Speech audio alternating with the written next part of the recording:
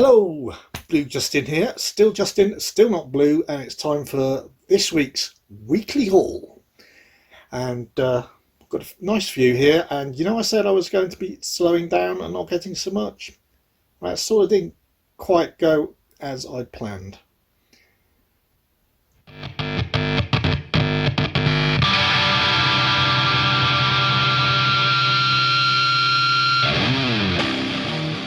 Right, okay, this wasn't the first title to arrive this week, but it is significant. I think it's my only 4K this week, and it is a nice one for the kiddies. Peter Rabbit 2. Now, I managed to get Peter Rabbit on 4K in a good deal, but Peter Rabbit 2 has been refusing to come down in price from its usual £26 or something, which I just was not willing to spend waiting for a sale like I got the first one in. However, I sort of cracked obviously this week because I bought it, because whilst most places are selling it around, again still around the £25 mark, for some reason Amazon, other stores are available more expensive, are selling it now for £17.99, which is the price I picked it up for. And I thought, for a 4K of a relatively new film that seemed to be refusing to drop in price, that was quite reasonable, so I picked it up. Really liked the first one. Heard the second one isn't quite as good, but still very amusing, so looking forward to that. And even the people who don't like Corden, he only voices Peter, so not too bad. Actually, I don't mind him. Okay, right, on to my next one, which is my first steelbook this week. I would say this is an absolute must-have in one of its forms for all the Doctor Who fans, Whovians, whatever you want to call yourselves. Myself, I'm both. Which is the newly released Blu-ray of Doctor Who and the Evil of the Daleks. This, as I mentioned, is the steelbook. It's a Patrick Troughton Doctor adventure in 7 parts, and all but one part has been lost to time, either destroyed or, well, they thought they were all destroyed, I think, but they managed to recover one from far off lands or whatever, but probably the rest are permanently gone. So this is being reconstructed from the remaining audios, which they still do have, and it's been animated. So I shall just go through the back, because that's a lot easier than me trying to make notes on my bit of paper, because there's quite a lot to go through. You've got all 7 episodes animated in black and white as per the original 1967. All 7 episodes animated in colour. The colour, essentially, they decided what colours they would be. You've got the original episode 2, which is obviously in black and white, and that's the only episode remaining. Got audio commentaries. I would suspect, judging from previous experience of the classic Doctor Who's, that'll be audio commentaries on all episodes. The Evil of the Daleks audio book, which is the as per released separately before, and that's narrated by the great Tom Baker. We've got a photo gallery, an animation gallery, the episode reconstructions with optional audio commentary from Fraser Hines, Doctor's assistant at the time, Jamie. The episode reconstructions are, for those who don't know, what they used to do for keeping records, because they knew they were likely to be destroyed, because there were no such things as repeats. And they were going to be reusing the what they recorded on the film footage stock, or throwing it away or taping over it. What they used to do was, every few frames, well, every few seconds or something. They used to put a camera in front of a TV screen and take a photograph. So you've got some sort of a narrative that you can have a series of photographs and describe what goes between them if you like. And this one, they do the episode reconstructions, generally called recons, and this has got the, as I said, the optional commentary. Nor otherwise, it just has the audio that you would normally get, and you have to fill in your mind what the action that's happening by running feet and whatever, and obviously the speaking. There's a featurette called The Last Dalek, an assignment with Grim Evil, which is an interview with Chris Thompson. The Dalek Factor, which is a making of. And there's a 1968 introduction, purely in audio, for episode 1. I'm not sure why, because it's from 1967, but that's 1968. But also there's some PDF ROM content, and I'm not sure. Oh, sorry, off the top of my head, I should probably have looked. It might be scripts, like that sort of thing.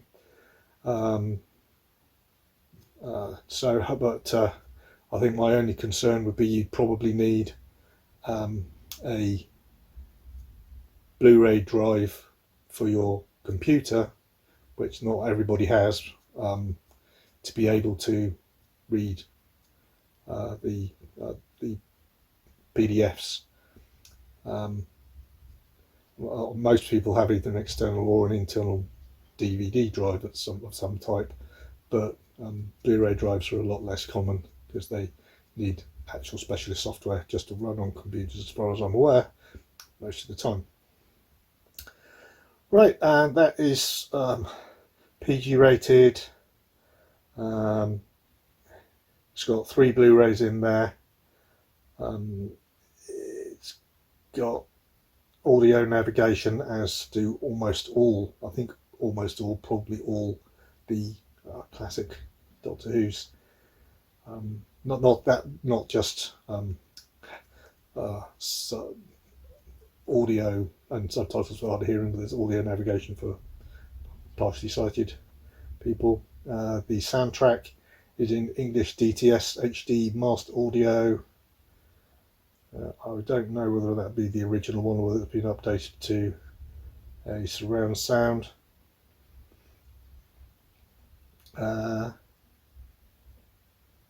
And there's 3 Blu-ray discs in here, both dual-sided.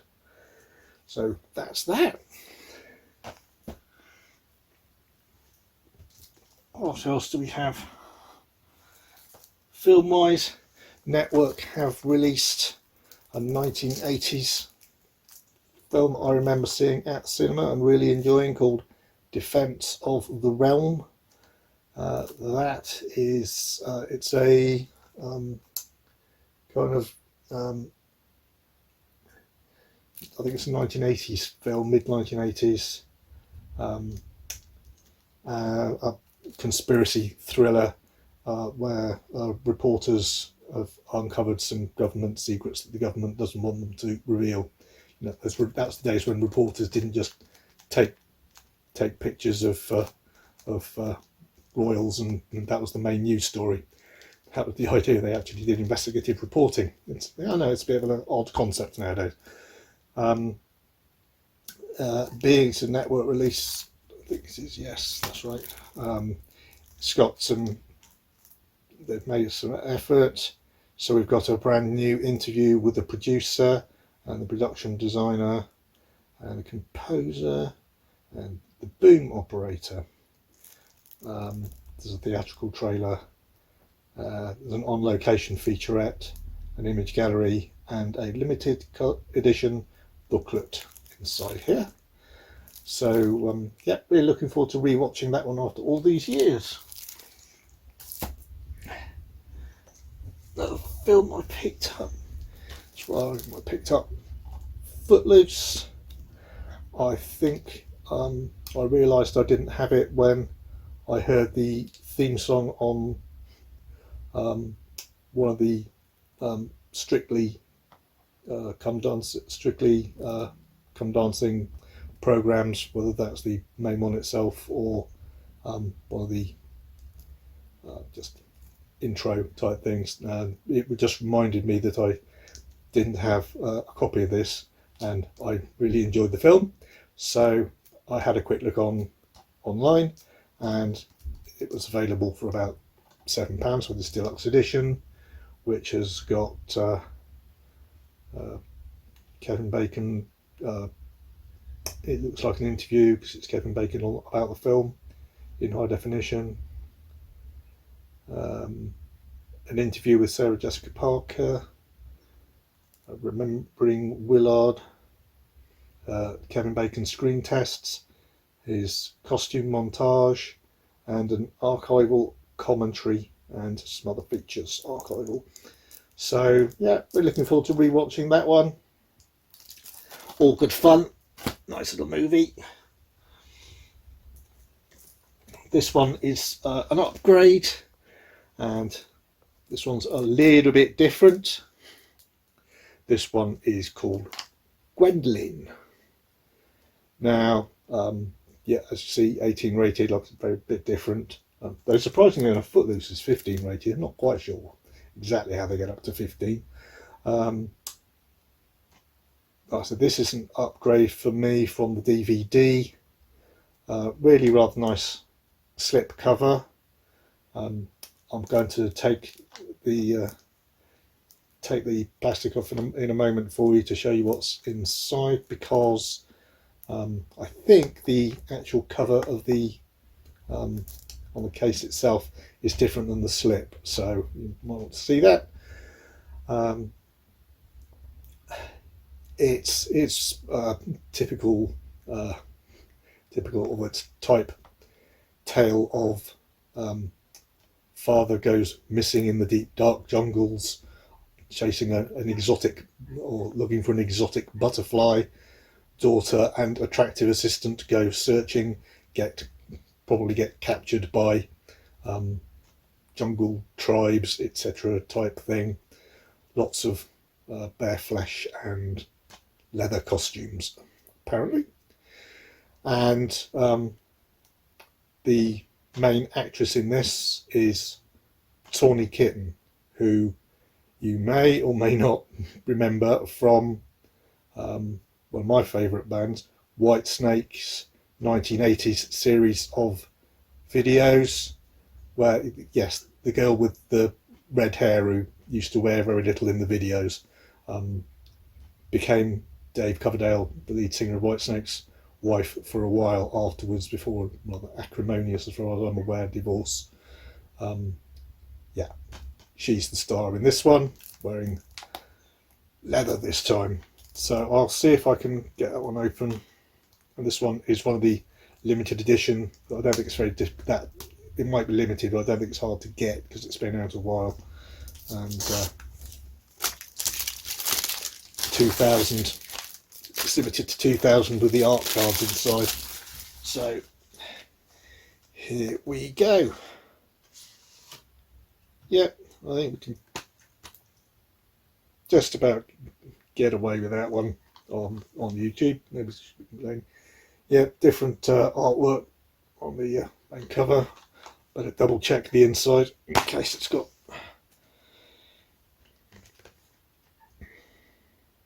Yeah, not going to be showing those art cards in case the video gets me into trouble. Disc art is the same as the main cover.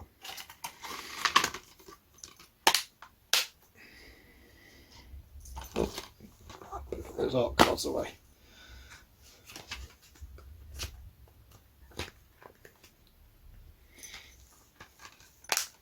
Oh, just a bit of fun.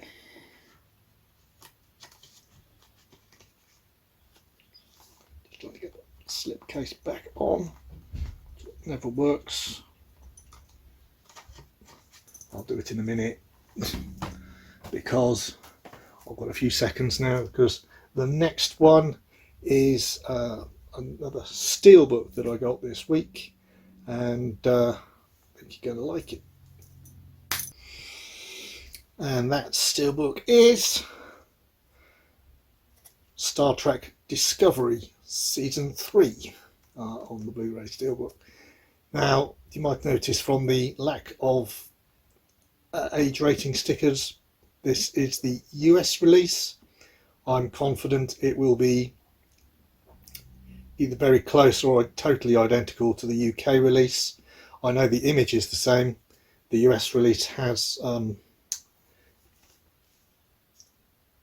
debossing on the title, which I'm not 100% sure whether or not that's going to match, because sometimes the UK and US releases have the same image but different embossing, debossing and finishes. But I did actually have the UK one on order to match up with the seasons 1 and 2, which I already have on the UK steelbooks, but on the principle that the UK one isn't out until mid-November, and even when it comes out it's going to cost more than getting the US one and importing it, which is already out, then to me it was a no-brainer, go and get the US one. Why they do these things I really do not understand. Now then again, maybe it's region A locked, I don't know. For some people that would be a problem. I would have to check that, and in fact I will try to check that and put something up above in case you're interested in picking this one up and are concerned about the region. I don't have a problem with the regions, so that's why I didn't look, because I've got an all region Blu-ray player. So that was that. Yeah, 2 hour special features. What have we got? We've got deleted scenes, writer's log rather than a captain's log, the Voyage of Season 3 feature, looks like a stunt featurette, Being Michael Burnham, Kenneth Mitchell, To Boldly Go, Bridge Building, and those sounds like all they're just different names for the featurettes they've got on here. And there is a gag reel. Hard to see through that. I'm just going to open it up.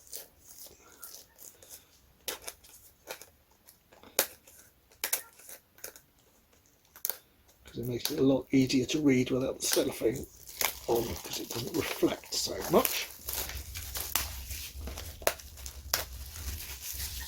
Of course, it quite often says region A when it isn't anyway, so don't believe it, but it doesn't appear to claim that it's region A, which to me would imply that it's unlikely to be, because normally even if they aren't, they'll claim they are. That as you said is the front, and on the back they have a rather nice piece of art that hasn't got embossing on it, but as you can see from there you've got the debossing on the title there at the top. Okay, looking good. Really looking forward to going through all the Star Trek Discoveries and watching them from the start actually. So on to the next one, and we're starting with the first of my anime titles this week, but this one's a bit of a special one. And that is the absolutely seminal anime,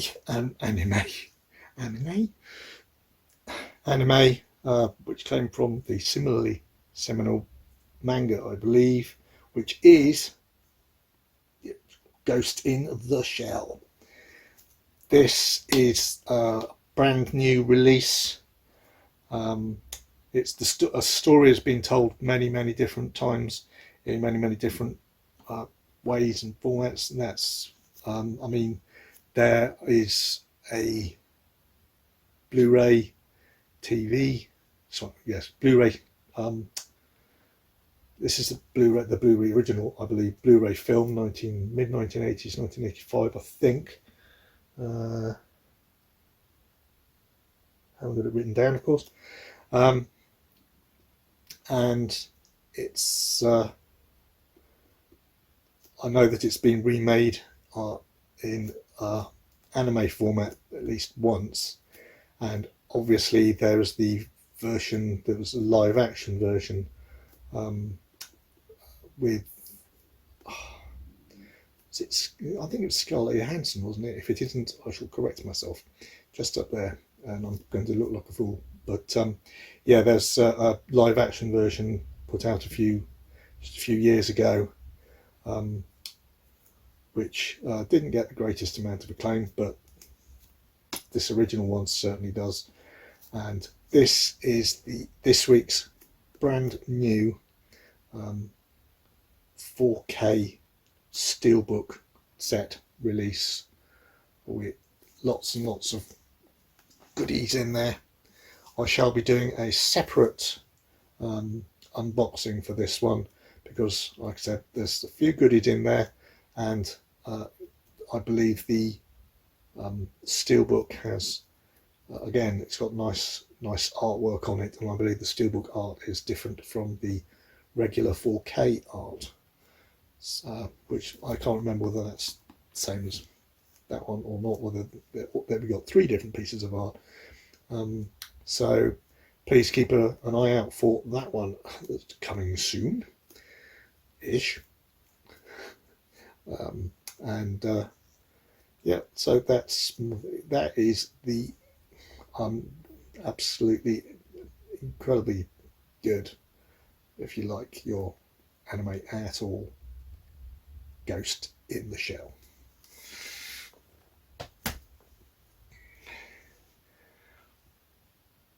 Right, this is another piece of anime. This is another film, and this one's called Tales of Vesperia.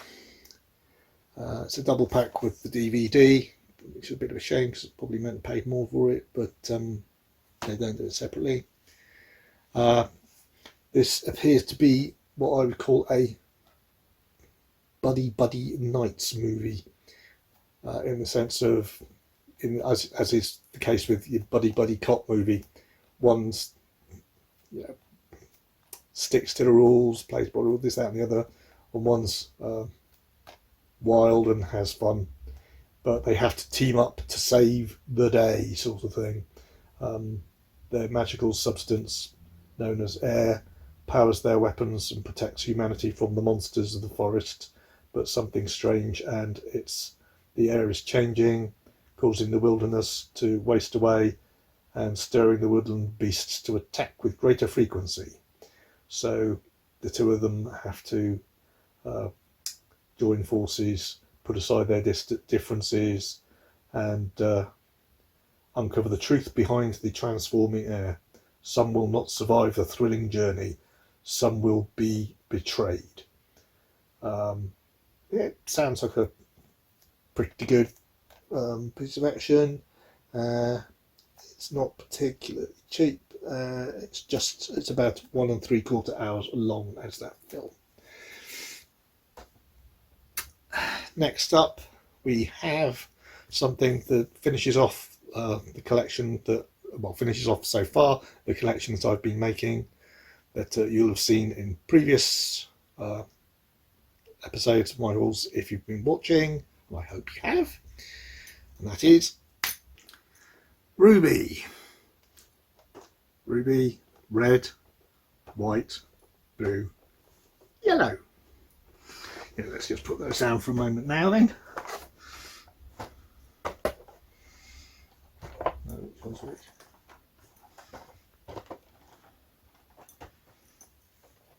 I will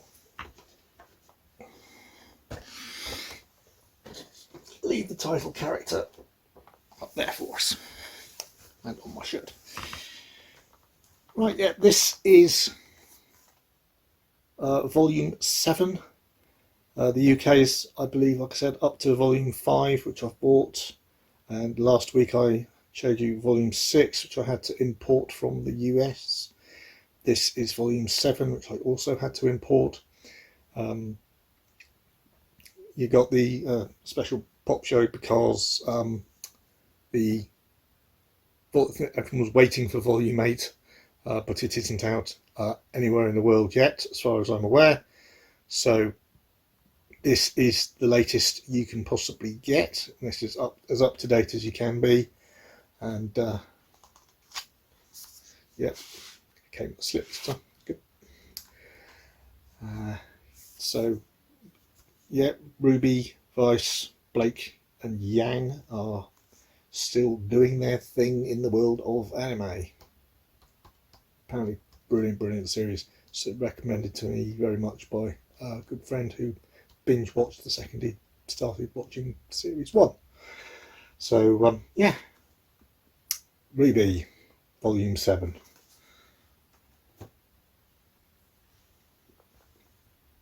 On with the anime. Yeah, more of it again this week. Yeah, this one, and I'm doing them out of order for a special reason. This is the one that I mentioned at the end of my last haul video, which is Akama ga Kill, episodes 13 to 24, i.e. season 2. This was really quite cheap. It's only just over £6 for all the episodes, all those episodes, and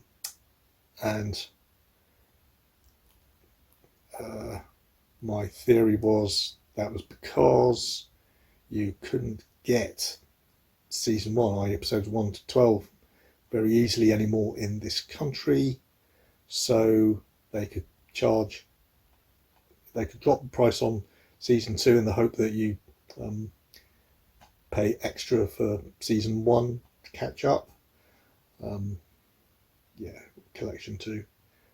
It's got the trailer, the promos, similar as for a lot of them, the clean opening and closing animations, and also available from the Sentai Filmworks.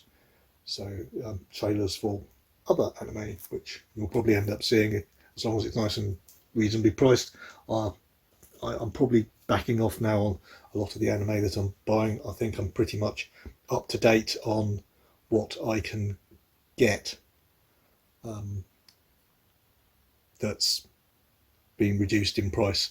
I'm not going to pay out the huge prices that they seem to demand for a lot of the anime, and then the prices tend to stay high until you can find them in a sale, unless you're very lucky or you look around a lot and you just happen to find one that's good. This one is the American import I had to get for season or collection 1 of the anime ga Kill, which is episodes 1 to 12, to go with that one, so I could actually find out what's going on first. This did cost me about, especially because it had to be imported, it did actually cost me about 3 times the amount of that one. But to be fair, the original prices, and goodness knows where they get these recommended retail prices from sometimes, the original price of collection 2 in the UK is about £40 for 12 episodes, and I got it for about 6. And even in the States, where things tend to be cheaper, the original recommended price for collection 1, which is episodes 1 to 12, which I got for about just under £18, is $70. So what's that? Probably about £50 to £55 out of the top of my head. So these things are a mass, as has been pointed out, they're a massive price. Why, I really do not know. I've just got 2 quick ones to go, which are Full Metal Panic. This one is about a popular girl in high school but it's her life outside of high school which is there to be worried about, because the secret terrorists are plotting her abduction.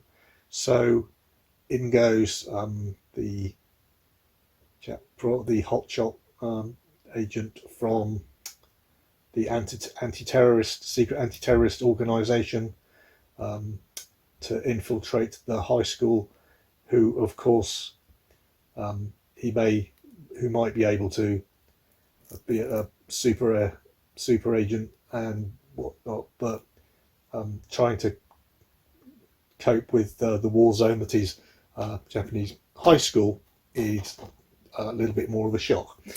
So that just sounds like, I think that does have its deliberate comedy elements. And going on, finishing up, this is the Full Metal Panic Famufu. I know, I think I've seen that word before somewhere, but I don't know what it means and why. This is the one that follows on from that one, and he's not sure, was it, how top secret can he really be when he's walking around in a teddy bear suit, blowing up school lockers and striking out with all the girls that he talks to. So that sounds like a good bit of fun following up. Interestingly enough, if you are interested in these ones at all, they're not too bad. Price, how much are they? I don't know, they were quite no. Let's have a look at some of the ones. The Full Metal Panics, aren't they? Yeah, they're the mid-teens, so not too bad, reduced from the recommended retail of, again, about £35 to £40. Like I said, where did they get these prices? But